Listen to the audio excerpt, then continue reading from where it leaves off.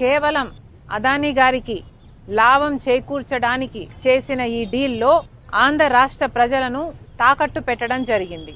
ఇది న్యాయమేనా? అది కూడా ఈ డీలు రాబోయే 25 సంవత్సరాల వరకు ఈ డీలు వర్తిస్తుంది అంటే ఈ తరమే కాదు వచ్చే తరానికి కూడా తాకట్టు పెట్టినట్టు దీని అర్థం కాదా? కేవలం ఒక్క అదానీకి మేలు చేయటానికి ఆంధ్ర రాష్ట్రాన్ని, ఆంధ్ర రాష్ట్ర ప్రజలని తాకట్టు పెట్టి వాళ్ళకు నష్టం వచ్చినా పర్వాలేదు అన్న రీతిలో ఆలోచన చేశారు. ఇలాంటి డీలే అదానీ గారి కంపెనీ సెకీ ద్వారా గుజరాత్ ప్రభుత్వం ₹99 కుదుర్చుకుంటే అదే ఆంధ్ర రాష్ట్రం ₹2.49 పవర్ సప్లై అగ్రిమెంట్లు చేసుకున్నారు.